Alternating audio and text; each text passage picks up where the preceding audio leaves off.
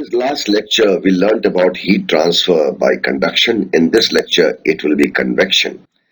Convection happens in solids, convection in liquids and gases only.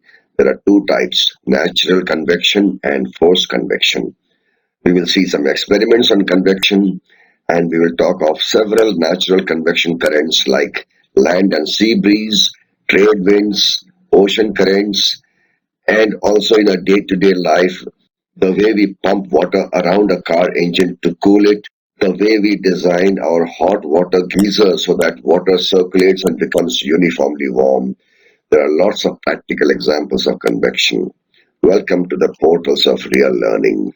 Enjoy your learning. We studied convection last time. Now there are two other modes of heat transfer, convection and radiation. In this session, which will be a short session, we will talk about convection. As we have seen earlier, convection is about mass movement of medium particles. In conduction, medium particles play a role, but they don't leave their mean positions, they only vibrate about their mean positions, and that is how they transfer energy to the neighbor. In convection, medium particles themselves move around. They carry heat energy and they exchange heat energy with other molecules which have got lesser. It is a process of heat transfer due to the actual movement of medium particles. So it only occurs in liquids and gases, not in solids. If you think about air, the ground is very hot, let us say. So the air near the ground gets heated up, becomes less dense. As we have seen, when the temperature rises, the volume increases and the density decreases. Since it becomes less dense, it rises up automatically. As it rises up, it creates a vacancy down below, and the air that is above will rush in to fill that vacancy. This is a natural convection current. Please understand that natural convection only happens vertically upward and downward, not sideways. If you want to do sideways, then we can do forced convection, like we put a blower, a fan like this, a big pedestal fan. It is rotating and it can blow air horizontally, and that can set up convection currents in different ways, not just vertical. Some experiments. Here is a tube which is hollow, which contains a liquid, and this tube is in the vertical plane. We have kept a piece of potassium permanganate which is reddish pink in color. Now we heat it up. The heat is being supplied here. So the water gets heated up and rises, creates a vacancy here, thereby making the flow of the liquid from this side, setting up a convection current like this. In the process, pieces of this KMnO4 travel. So you can see this pinkish thing traveling all around. You can visually see it. This is a convection in a liquid. In a gas, we have a closed box. Inside we have a candle. There's a hole.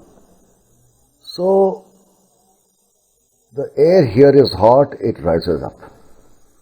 Now we have got another hole where we have kept a lighted dhoop which emits a lot of smoke. Some of the smoke rises up, but some of the smoke goes in like this. Why? Because this hot air, as it rises up, creates a vacancy here and therefore setting up a convection current. This is convection in a gas. Convection can happen only in liquids and gases because medium particles themselves have to move around. Natural convection, one very good example is land and sea breezes. You might have seen that if you go to a beach during the daytime, say afternoon, then you see cool breeze coming from the sea. If you go there after sunset, you see warm air coming from the sea. Why is that? During the day, the sun is shining, and we can say that the water and the land receive equal amount of heat energy per second per unit area. But the land over here becomes much hotter than the water because of the characteristic of that land, the sand and the rocks, etc. So the water here is still cool, but the land is hot. So the air over here becomes hot, rises up, and the vacancy is filled up by this cool breeze coming from the sea. And it sets up a current like this. After sunset, the land cools down very fast. It gets heated up very easily and it cools down very easily. Water, on the other hand, doesn't get heated up so easily and does not cool down so easily either. So after sunset, the land becomes cold very quickly, but the water has been receiving the heat all day long and that is still warm. So the air rises up like this and cold air goes like this. The convection current that is set up brings in warm air from the sea. That is why the climate in coastal regions is never extreme. It is never too hot nor too cold. Trade winds are set up all over the earth because of unequal heating at various points of the earth. Unequal heating means temperature differences. Temperature differences means density differences. Density difference means the less dense air will go up and that vacancy is filled up by the more dense air. We have actually given names like horse latitudes and trade wind like this, etc., etc. Convection happens in the ocean also.